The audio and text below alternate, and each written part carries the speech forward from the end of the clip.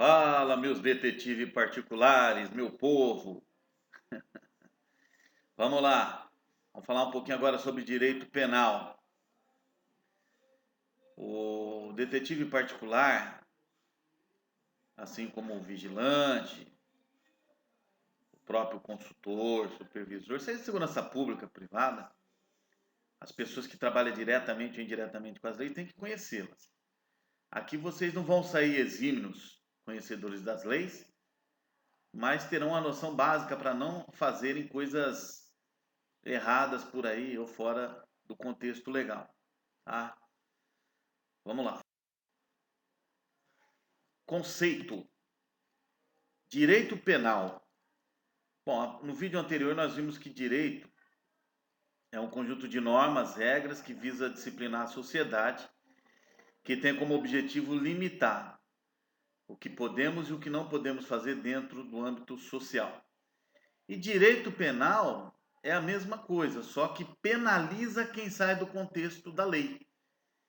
Então, quem sai daquele contexto do que está dentro das normas jurídicas, aquelas normas que estabelecem uma disciplina que nos dá limite, quem sai desse contexto é penalizado por conta disso. Isso é direito penal. O direito ele pode ser público ou pode ser privado, né? Então, o direito público é quando é interesse da sociedade. O próprio direito penal, ele é público. Direito trabalhista, ele é público. Já o direito privado é quando há interesse de um particular. Então, por exemplo, roubaram o meu veículo ou furtaram o meu veículo, eu vou entrar com uma ação contra a pessoa que me roubou para mantê-lo na cadeia e ter meu bem de volta. Então, é o direito penal, o direito privado, que cai no direito penal. Então, são segmentos: direito público e direito privado. É importante ressaltar que todo o segmento do direito público, o ônus da prova é sempre de quem alega e não de quem acusa. Então, por exemplo, no direito penal, que é segmento do direito público, o cara que roubou o meu carro, o Estado vai ter que provar que ele roubou, porque se o Estado não conseguir provar que ele roubou, até que se prove o contrário, ele é inocente. Isso é uma presunção de inocência. Porém, o único segmento do direito público que o ônus da prova é de quem acusa e não de quem alega é o direito trabalhista. Isso é muito simples de explicar. Por quê? A parte mais fraca é o trabalhador. Então a lei tem que pender um pouco mais para o lado do trabalhador. Por exemplo, mandei o cara embora por justa causa porque furtou meu celular aqui na empresa. Eu, Miguel, patrão dele, vou ter que provar que foi ele que furtou. Porque se eu não provar, eu posso até demiti-lo, mas não por justa causa. Pior ainda, colocá-lo na cadeia. Isso é importante frisar. Crime. O que é crime? Isso é importantíssimo. Crime é todo fato típico, antijurídico e culpável. Crime é todo fato típico, antijurídico e culpável. Na maior parte dos livros doutrinadores, dicionários, vocês vão achar isso aí: crime, fato típico, antijurídico e culpável. São três palavrinhas aí, né? Três conceitozinhos básicos, mas é importante vocês entenderem. Então vamos lá, o que seria fato típico? Toda a ação ou omissão descrita em qualquer lei tipificada como crime. Então, fato é a ação, omissão e típico é o que está na lei. Então, lembra do princípio da reserva legal que eu ensinei lá no direito constitucional? Para ser considerado crime, tem que estar na lei dizendo que é crime e tem que ter uma pena por conta disso. Então, não precisa ser só no Código Penal. Pode ser no Estatuto do Desarmamento, na lei do SISNAD, que é o Sistema Nacional de Drogas, que eu acho que é 11.343 de 2006, e por aí vai. Então, qualquer lei que tipifica uma ação ou omissão e penaliza por conta disso, é um fato típico, já é considerado crime. Então, na prática, por exemplo, fato. matar alguém, artigo 121 do Código Penal. É o fato típico, está no artigo 121. Por que típico? Porque está na lei do Código Penal. E antijurídico é contra a lei. Porque se eu matei uma pessoa e foi para me defender, deixou de ser contra a lei, deixou de ser antijurídico, passou a ser legal. Então, não, por exemplo, legítima defesa, né? Então, não adianta ter o fato típico, tem que ser antijurídico. E por fim, a culpabilidade, né? Tem que ter pena para aquele que tem a culpa. Tanto é que alguns doutrinadores falam que crime é um fato típico, antijurídico e punível em todo o Estado. Porque pune-se quem tem a culpa, a culpabilidade. Isso é um pouco complexo, mas eu vou tentar explicar para vocês de uma maneira muito simples. Chama-se nexo de causalidade. O que é isso? O que vai dar culpabilidade é o nexo causal. Ou seja, o resultado e o efeito têm que andar juntos, senão não adianta. Por exemplo, o resultado, a morte, o efeito. Peguei a arma e pus na cabeça dele. Então houve nexo de causalidade. Agora, se eu estou andando com o meu carro, o cidadão se joga lá do 10º andar para se matar. Antes dele cair no chão, eu passo em cima dele, atropelo ele, antes dele tocar no chão. Não teve nexo de causalidade. Então excluiu-se a culpa. Porque não houve a relação da minha ação com o resultado. Isso é nexo de causalidade, dá a culpa. Isso aí é importante, o detetive particular tem que saber, embora a gente vai ver mais alguns slides para frente aí, em outros vídeos, que o detetive particular, ele não, em nenhum momento, ele pode e tem autorização para atuar em investigações criminosas, tá? Mais para frente a gente vai explicar isso. Crime de menor potencial ofensivo. Existe a Lei 9.099 de 1999, porque assim, o fórum, a justiça estava sobrecarregada. Então, o crime é crime, acabou, é fim de papo. Aí o que os caras fizeram? Colocaram nessa lei crimes que não são assim relevantes, que uma cesta básica resolve, lavar o muro de uma escola resolve, limpar o telefone público, limpar o muro, enfim, né? Então, por exemplo, desacato à autoridade é um crime de menor potencial ofensivo. Ninguém vai ser preso por conta disso, né? Vai haver a pena. Conforme a gente estudou no vídeo anterior, as penas são privativas de liberdade, a restritiva de direito e as multas, tá? É o crime de menor potencial ofensivo. E existe a contravenção, que ela é até chamada de crime anão, justamente por ser menor do que o próprio menor potencial ofensivo. Então a contravenção é multa. Só pode ser penalizada com multa. Se você olhar o Código Brasileiro de Trânsito, o que era chamado de Código Nacional de Trânsito, né? Ele mudou. Ele está cheio de contravenções. E existe a lei das contravenções. A tal da perturbação à ordem e sossego alheio é uma contravenção penal. Existe a lei das contravenções penais no Código Penal. Tá bom? Conceito de imputáveis. Está lá no artigo 26 do Código Penal. Todas as pessoas que respondem criminalmente, que sabem definir o que é certo do que é errado, raciocinam com perfeição, são chamados de imputáveis, porque a lei imputa a responsabilidade penalizando aquele que tem a culpa. Então eu, você, todos nós somos chamados de imputáveis. A gente vai responder criminalmente se nós fizermos alguma coisa contra o ordenamento jurídico. Já ao contrário dos imputáveis, são os inimputáveis. Está lá no artigo 26 que aquelas pessoas que não conseguem definir certo do errado, legal do ilegal, não conseguem ter discernimento do que é certo do que é errado, são chamados de inimputáveis. Entra aí o louco, o doido, o débil mental, o menor, seja lá quaisquer pessoas que não conseguem definir o certo do errado. O índio, aquele que vive da caça, da pesca, não tem contato com o homem branco, ele é inimputável sim, o chamado silvícola. Agora, aquele índio, que é um índio de verdade, que trabalha lá na FUNAI, que trabalha lá em Brasília como deputado, né? Eu mesmo tive alunos na escola de vigilante Foram 6 alunos do Maranhão. Eles eram índios. Eles são inimputáveis? Não. Estavam fazendo curso de vigilante. No mínimo a quarta série eles têm. Então eles sabem o que é certo, o que é errado. Né? No momento da ação ou do crime, o cara teve um ataque esquizofrênico, ou um ataque psicomaníaco, psicopático, ou qualquer coisa sociopata, sei lá. Se ficar comprovado que no momento da ação ele não conseguia discernir o certo do errado, ele é inimputável também. Na esquizofrenia, por exemplo, acontece isso. O cara tem um surto psicótico, também acontece isso. Isso tudo provado e comprovado.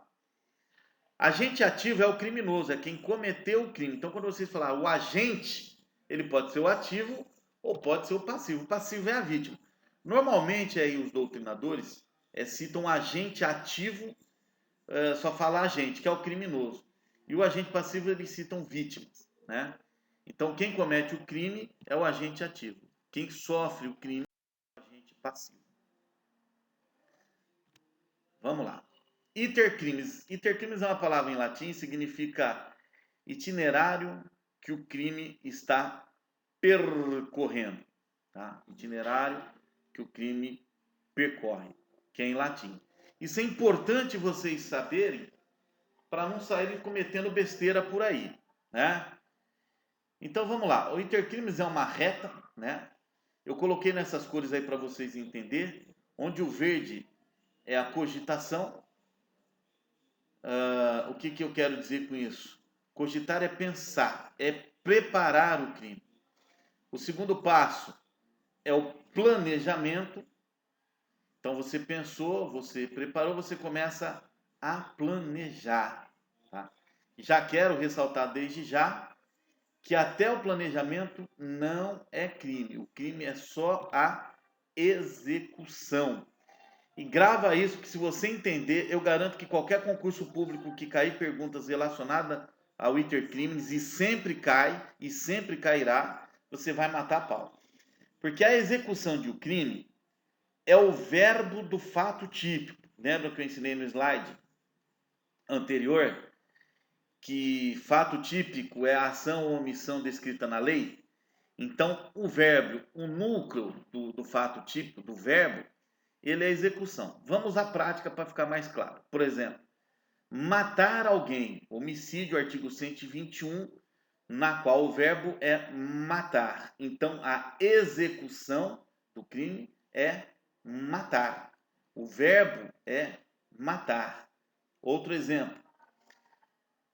Deixar de prestar socorro à criança abandonada, perdida, extraviada, pessoa idosa ou quem necessite de ajuda. Omissão de socorro está lá no artigo 135 do Código Penal. E o verbo, o núcleo do fato típico aí é a palavra, é o verbo deixar. Então a execução da omissão de socorro é quando você deixa, tá? Que fique claro isso. Tudo bem? Então a cogitação não é crime, o planejamento não é crime. Não tem como. Na prática, por exemplo, imaginemos que eu estou falando aqui agora com vocês, dando esse curso online e explicando como é que nós vamos roubar um carro forte amanhã. Aí eu estou falando, olha, fulano, você vai fazer assim assado. Cicrano, você vai fazer assim assado. De repente a polícia chega aqui na minha casa e pega eu fazendo isso com vocês. O que vai acontecer comigo? Nada. Não houve crime nenhum. Porque eu preparei, pensei e estou na fase de planejamento. Então não acontece nada. Aí é óbvio que se for encontrado armas, eu respondo pelo porte ilegal de arma. Tá? Também, por ter 3 pessoas ou mais, eu respondo por associação criminosa. Mas não é tentativa de roubo. Daqui a pouco vocês vão entender um pouco melhor sobre isso. Tá? Porque a execução somente trata o crime. Só a execução. O verbo é o crime. Grava bem isso. Se não iniciar a execução, não teve crime. Miguel, e o que é iniciar a execução? Iniciar a execução, pessoal, é muito simples. É qualquer coisa que deixa entender que não havia nenhum momento, outra situação que não fosse chegar àquele resultado. Então, por exemplo, eu peguei a arma e apontei na cabeça de alguém, já houve o início da execução. Não precisa eu também atirar, né? Porque o que eu estaria com uma arma? O atual presidente ele briga por conta disso. Tá com um fuzil, já iniciou uma ação. Mas mais para frente, ainda nesse vídeo, eu vou explicar um pouco mais sobre isso. Se a execução teve início, teve meio e teve fim, o crime é consumado, tá? Tá lá no artigo 14, inciso 1º, escrito mais ou menos assim: diz ser consumado quando reunido todos os elementos legais da execução, ou seja, a execução teve início, teve meio e teve fim, foi consumado. Eu queria matar, matei. Eu queria roubar, roubei. Eu queria furtar, furtei. Conjuguei o verbo. Ok? Tranquilo? Lembrando que todo crime culposo, que a gente vai ver no próximo slide, ele sempre será consumado. Foi claro? Veja bem, o crime que inicia a execução e por circunstâncias alheias é interrompida a vontade do agente, surge o nosso chamado crime tentado. Erroneamente falada pela mídia, tentativa. Não existe tentativa de roubo, tentativa de furto, tentativa de homicídio. Não, não existe isso. Existe crime tentado de roubo, crime tentado de homicídio, tentado de furto, né? A pessoa tentou, mas não conseguiu. Porque a palavra tentar, a tentativa, houve a vontade de alguém, tá? Então é importante isso. Tem que iniciar a execução. Iniciou-se a execução, teve circunstâncias alheias que interrompeu a vontade do agente, o crime é tentado. Então, por exemplo, peguei a arma, apontei na cabeça da pessoa, apertei várias vezes o gatilho, mas não saiu nenhum projétil. Falhou todos. Não interessa se a munição é velha, não interessa se a agulha, que o nome correto é o percussor, está gasto, está quebrado. Não interessa se foi alguma divindade, né? Não interessa. Circunstâncias alheias interrompeu a minha vontade. A minha vontade era matar, mas teve circunstâncias alheias, ou seja, alguém ou alguma coisa que interferiu na minha vontade e por conta disso eu não consegui consumar. Então foi crime tentado, artigo 14, inciso 2. Por isso que os profissionais da área da segurança privada, por exemplo, ele não pode dar voz de prisão para o cara que está com um produto dentro do mercado, esse produto está no bolso, porque não iniciou a execução. O produto é do mercado e ele não iniciou a subtração, que é o verbo do fato típico do furto. Subtrair para si ou para outra em coisa alheia. Ele não iniciou a subtração. E se não iniciou a subtração, está na fase de planejamento. Ainda que seja hipocrisia a gente falar isso, delegado nenhum, juiz nenhum vai sequer dar tentado. Não houve nada. Se o cara tiver dinheiro, jurisprudência. Se o cara tiver dinheiro, ele é convidado a pagar, beleza, morreu Maria Preá, como diria meu pai. Porém, se ele não tiver o dinheiro, ferrou. Os juízes, jurisprudência não é lei, tá? Jurisprudência, os juízes estão entendendo que houve sim o crime tentado, tá? Mesmo ele dentro do estabelecimento comercial. Um outro exemplo para ficar bem claro é que o cara está tentando tirar as suas rodas do carro, ou uma das rodas. Enquanto ele está desparafusando lá, não houve crime nenhum. Nenhum. A partir do momento que ele tirou o pneu, a roda do carro, já houve o crime consumado. Não foi tentado, foi consumado. Porque ele subtraiu não sei nem o nome daquele negócio onde fica a roda, né? Acoplada lá. Do disco, eu acho. Né? Ele já tirou. Então já foi consumado. Quer ver uma coisa absurda na época que eu advogava, que aconteceu? O garoto quebrou o vidro do veículo, entrou no veículo, né? Puxou o CD play, cortou os fios. Aí o dono apareceu, pega ladrão, pega ladrão, pega ladrão, aquela coisa toda. O bandido correu, deixou o CD play no banco do veículo. Na quadra de cima, a polícia pegou esse cidadão. Ele vai responder por qual crime? Nenhum, só crime de dano, já que ele quebrou o vidro. Furto não dá, porque ele não consumou. E porque tentado também não dá, não iniciou a execução. Não iniciou. Mas como não, Miguel? Ele entrou, por isso que ele responde por crime de dano. Ele entrou no carro e quebrou o vidro, só isso, estourou. Mas ele não subtraiu nem sequer iniciou a subtração. Agora, se ele sai com o CD Play e joga no chão, houve o início da subtração, é crime tentado. Tá?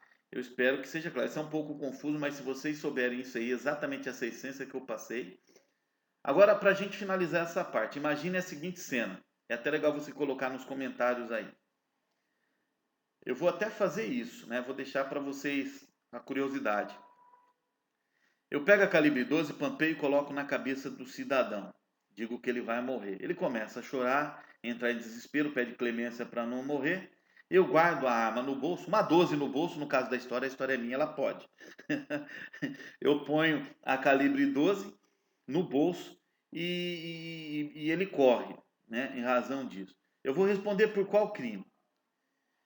Além do porte ilegal de arma, eu só vou responder por crime de ameaça. Mas por que não tentado de homicídio? Vamos lá. Primeiro requisito para dar tentado: iniciar a execução.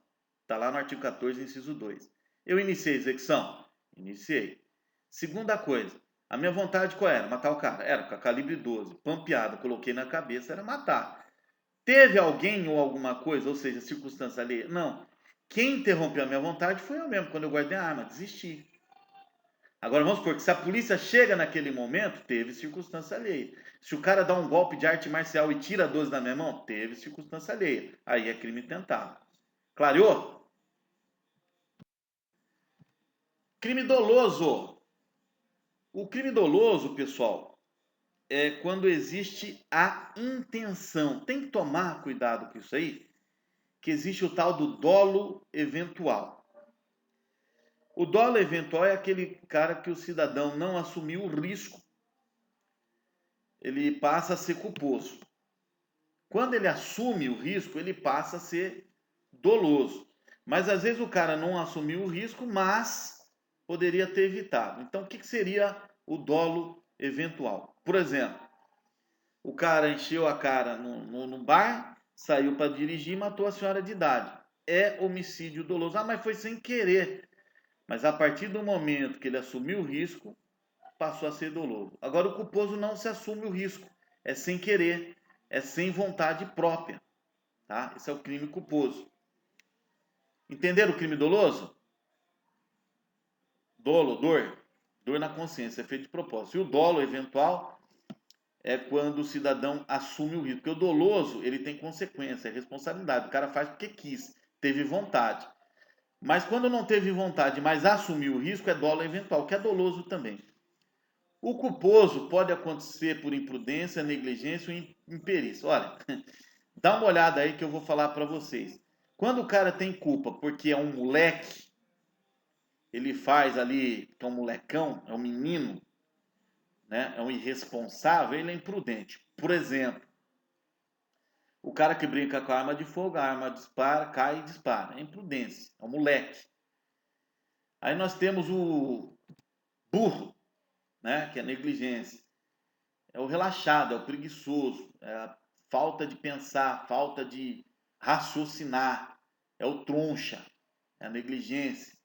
O pai que esquece o filho dentro do veículo, horas depois lembra do filho, né? Pensa comigo aí, o que já não aconteceu com o filho? Morreu. São casos reais que eu estou contando, viu?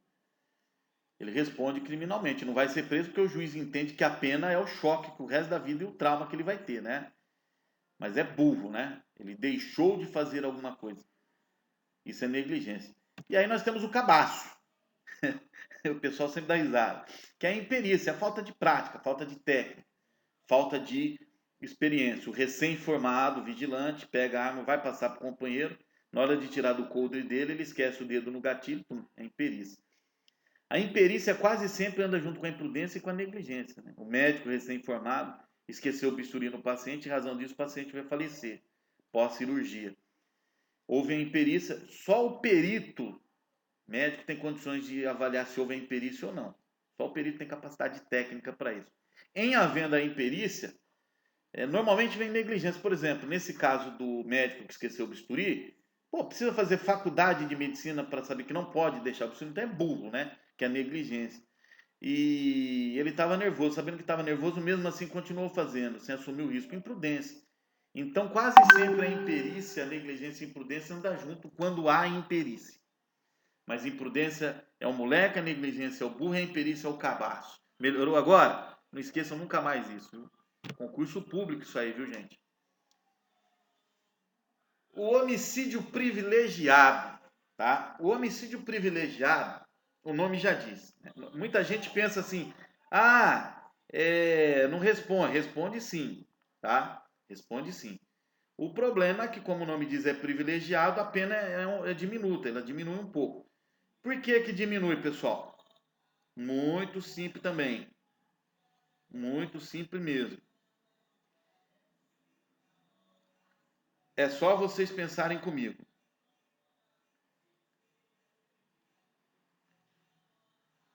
Por exemplo, a mãe tomou um tapa na cara.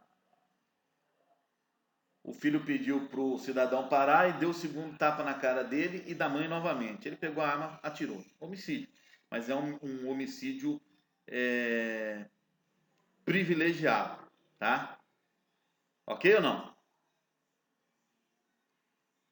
Sim ou não, pessoal? Tranquilo, né? Eu sei que não é ao vivo, mas é a força do hábito, de querer saber.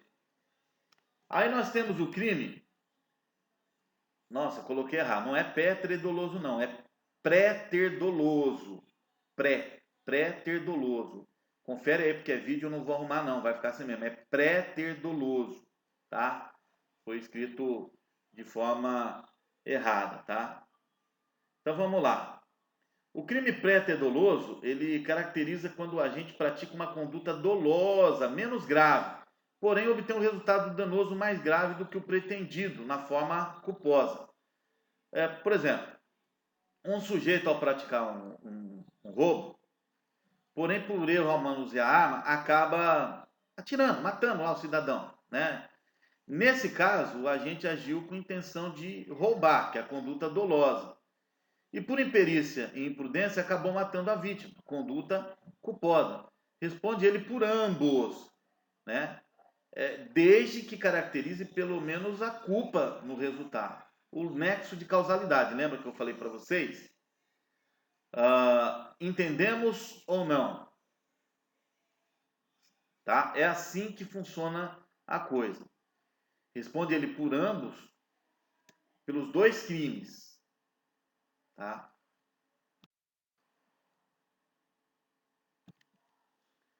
O autor, quem que é o autor? O autor é aquele que cometeu o crime. Existem dois tipos de participação. O autor participa direto da execução e o coautor também participa direto da execução. O autor é o cara que põe a mão na massa. É ele que conjuga o verbo do fato tipo. Sabe, o matar, roubar, furtar. Ele que põe a mão na massa. O coautor diretamente ajuda o autor. Tá? Então ele é o coautor. Tanto é que no artigo 29 do Código Penal, isso chama-se concurso de pessoas no crime. A pena do autor é a mesma pena aplicada ao coautor. Foi claro ou não?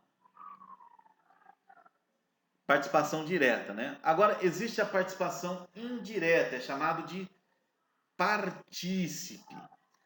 O juiz pode diminuir a pena, e a maior parte deles diminui quando há apenas a participação. Se você falar, o cara participou do crime, mas não da execução, ele é partícipe, tá? Existe o partícipe moral. É aquele cara que dá a informação, é aquele chamado mentor intelectual, né, que a televisão criou esse nome, mentor intelectual, mandante. Ele ajuda falando, ele ajuda conversando, ele ajuda dando informações. Esse é o partícipe moral. E o partícipe material é aquele cara que dá os meios para que o crime ocorra. Ele cede a casa para poder matar o cidadão, ele cede a arma para poder matar o cidadão, ele dá o carro para poder roubar determinada coisa, ele dá o dinheiro para poder matar alguém, ele dá o dinheiro para poder comprar a arma, né? Ele é o chamado partícipe material. Então, o partícipe ele pode ser moral, ele pode ser material e pode ser os dois ao mesmo tempo. Vou contar uma história aqui para ilustrar melhor a aula. Vamos começar lá de cima novamente. Então, veja bem. O cidadão que entrou na empresa e furtou o veículo é o autor. Aquele cidadão que entrou com ele e ajudou a abrir a porta para ele poder entrar e sair, que era um funcionário, é o coautor. Aquele cidadão que abriu o portão da empresa para ele poder sair é o partícipe material. Aquele cidadão que deu a ordem para fazerem isso é o partícipe moral. E se ele pagou para isso, ele é misto, porque ele é moral e material. Ele deu o dinheiro e ainda planejou tudo. Clareou a história ou não? Vamos mais exemplo. Eu dou soco no estômago do maluco. Ele é a vítima. Eu sou o autor. O cara que está segurando os braços para que eu possa batê-lo é o coautor. Aquele que está lá na esquina olhando ver se vem polícia é o partícipe moral. Aquele que me deu os porretes para eu poder dar as pauladas na barriga dele é o material. E aquele que nos pagou para fazer isso é moral e material. O juiz diminui a pena quando é só a participação, que é o partícipe. Excludentes de licitude. Ficou famosa esse ano com o nosso atual presidente, né? Excluir da ilegalidade, deixa de ser crime, né? Excludente é excluir, licitude é ilícito, é ilegal. Deixa de ser crime. O Código Penal está lotado de excludente. Aqui a gente vai falar das principais. Então vamos lá. Estrito cumprimento do dever legal. O que é isso? Toda profissão, todo ofício, todo ministério, que existe leis que obrigam eles a enfrentar o perigo e até cometer crimes para enfrentar o perigo, eles estão no estrito cumprimento do dever legal. Por exemplo, policiais, médicos, bombeiros, socorristas, sanitaristas, as leis obrigam eles a enfrentar o perigo. Bacteriologista, o cara da defesa civil, né? Então eles têm a obrigação de enfrentar o perigo e caso eles cometam algum crime, exclui-se da ilegalidade, exclui-se do crime porque eles estão no estrito cumprimento do dever legal, ou seja, tem a obrigação de enfrentar o perigo. Por exemplo, o policial que anda armado, ele tem que andar armado 24 horas por dia porque ele é obrigado a reagir e prender qualquer pessoa em flagrante e para isso tem esse aparelho como equipamento de auxílio. Então, ninguém vai poder prender um policial por porte ilegal de arma porque ele é obrigado a andar armado, porque ele é obrigado a enfrentar o perigo. Ele vai cumprir um mandado de prisão, ninguém pode falar porque ele está entrando na marra lá na casa, ninguém pode dizer que ele está... porque ele tem a obrigação de fazer isso, que ele tem um mandado de prisão. Ninguém pode alegar que ele está respeitando as leis que a gente já falou, cumprindo os horários. Exercício regular de direito, isso é importante porque toda arte, todo ofício, toda profissão que o cidadão ele tem o direito de fazer determinados crimes e não vai ser considerado crime em razão da atividade que ele faz. É uma excludente de licitude, exclui-se do crime, deixou de ser crime, né? Por exemplo, eu estou jogando uma partida de futebol, dou um carrinho, uma rasteira lá no cidadão, no jogo, ele cai e quebra a perna. Então eu não vou responder por lesão corporal grave, porque faz parte, ossos do ofício, com direito meu de dar carrinho. Lembrando que tanto no estrito cumprimento do dever legal quanto no exercício regular de direito, não pode haver o excesso. Em havendo o excesso, o cara responde pelo excesso e sai da excludente de licitude. Então, por exemplo, o policial tem a obrigação de cumprir um mandado de prisão. inclusive usar a força do cara que se opõe à prisão, a resistência à prisão. Mas a partir do momento que o cara já está mobilizado, não dá o direito policial querer quebrar a perna do cidadão. Né? Houve excesso, responde o policial. Isso vale o detetive particular. No exercício regular de direito, ele filma a pessoa, aquela filmagem fica com ele, mas a partir do momento que joga na internet para se aparecer, rodou, roda e roda bonito, houve o excesso. Tá? Então tem que tomar cuidado com isso. O praticante de MMA, que dá porrada um no outro lá, um não pode processar o outro por lesão corporal porque eles estão no exercício regular de direito, eles estão exercendo um direito deles dentro daquela profissão, dentro daquele ofício. Estado de necessidade. No vídeo anterior eu falei para vocês sobre bem jurídico. Só relembrando, o que é bem jurídico? Tudo que a lei protege é chamado de bem jurídico ou objeto jurídico. Existe objeto jurídico material e não material. E o estado de necessidade nada mais é do que você ofender um bem jurídico para poder salvar um outro bem jurídico de igual ou maior valor que aquele que você ofendeu. Por exemplo, no Titanic, onde pessoas matam as outras para poder entrar no bote ou pegar o colete salva-vidas, né? No bote salva-vidas ou no colete salva-vidas. Então eles ofendem um bem jurídico, que é a vida dos outros, porém é para salvar a própria vida deles, que é um outro bem jurídico nesse exemplo de igual valor. Que a lei diz que pode ser de igual ou maior valor, não pode ser de menor valor, né? Por exemplo, eu mato o meu irmão para poder salvar meu cachorrinho. Pô, vou responder pelo homicídio. A lei é clara nesse sentido. E tem um detalhe importante, que quem alega estado de necessidade não pode estar no estrito cumprimento do dever legal, porque tem a obrigação de enfrentar o perigo e não vai alegar estado de necessidade. Embora existe muita jurisprudência, inclusive no Brasil, que se for para salvar a própria vida, né, ele pode. Agora, existe um princípio da razoabilidade nisso aí. Por exemplo, bombeiro é fantástico. O bombeiro ele leva a risca isso aí. Ele faz o juramento quando ele se forma de salvar a vida dele, inclusive o sacrifício da própria vida, e assim o faz em toda e qualquer atividade, né? Então, por exemplo, a escada Magiro subiu, só cabe 2, um exemplo. Lá no topo do prédio tem 3, né? Tem 2 e um bombeiro junto com eles.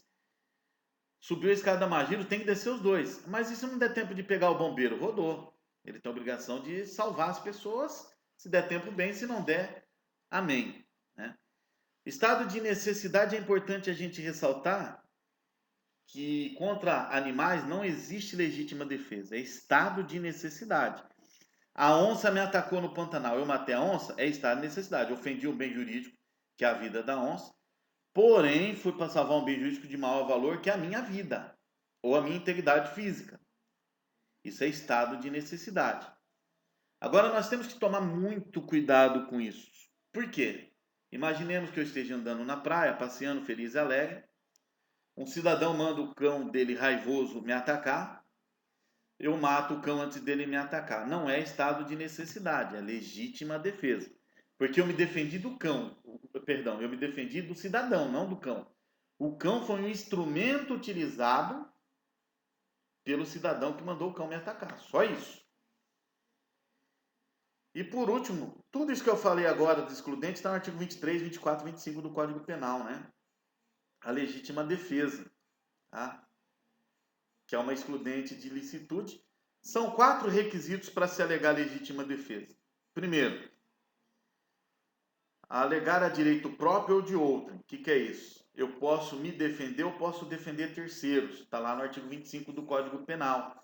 A lei me permite, além de me defender, permite que eu defenda outra pessoa também. Tá?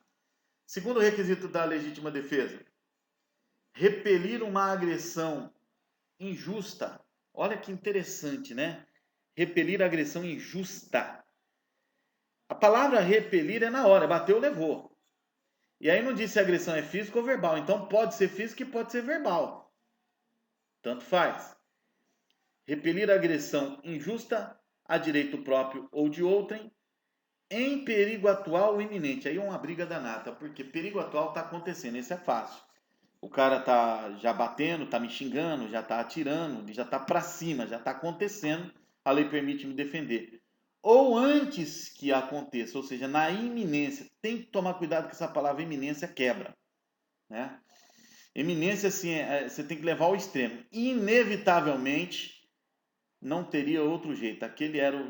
Ele ia fazer aquilo. Então, por exemplo, se eu pus a mão nas minhas costas, simulando que eu estava armado, já que você estava com a arma apontada para mim, você não pode atirar. Mas a partir do momento que eu fiz a menção de sacar a arma, você não precisa ver a arma, mas a menção de sacar a arma, você já pode atirar. Isso é iminência, tá? A lei ela é muito clara sobre isso. Outra coisa que é importante nós falarmos, o cara entra na minha casa, eu já posso atirar nele porque ele foi para roubar? Não. Ah, mas foi para roubar? Não. Mesmo que ele esteja armado, você não pode fazer isso, tá? Por quê? A lei diz em perigo atual ou iminente, a direito próprio ou de outrem. Não existe, outrem é outra pessoa, é terceiro. Não existe legítima defesa patrimonial. Isso não existe, tá? Utilizando-se para isso os meios moderados e necessários. Meios moderado é a proporcionalidade. Se o cara me deu um tapa, eu devolvo um tapa. Não é proporcional ele me dar um tapa, eu devolvo um tiro na cara dele. Isso não é proporcional, né? Então, moderado está relacionado à proporcionalidade. E necessário é você utilizar todos os meios antes de aumentar o seu recurso, o seu potencial ofensivo, né? Então, o cara me xingou, eu xingo ele. Ele me deu um tapa, eu dou um tapa nele. Ele pegou uma pedra, já me dá o direito de eu sacar a arma, por exemplo, se eu tiver armado. Ou colocar a mão na arma, né? Então tem que ser proporcional. Você só pode aumentar a sua força quando você for no último recurso. Aí você aumenta a força. Você só vai atirar alguém se essa pessoa estiver atirando em você. Ou inevitavelmente ela sacou a arma e vai atirar. Aí você pode atirar. Então, para a gente finalizar essa parte, depois nós vamos para o terceiro vídeo com o pessoal do detetive, né? Perigo atual e iminente. Vamos falar na íntegra como está lá no artigo 25. Repelir uma agressão injusta a direito próprio ou de outra em perigo atual ou iminente, utilizando-se dos meios moderados e necessários. Tá certo? Se sair qualquer coisa que saia disso, não é legítima defesa. Qualquer coisa que haja o excesso, perdeu-se a excludência da ilicitude. Eu espero que vocês tenham gostado. Vou fazer o outro vídeo. Eu estou me empenhando aqui para mandar mais vídeos para vocês. Eu tinha dito que ia ser breve, mas infelizmente eu tive uns percalços aí com o meu computador. Mas vai estar saindo outros vídeos aí, então logo vocês terminem o curso.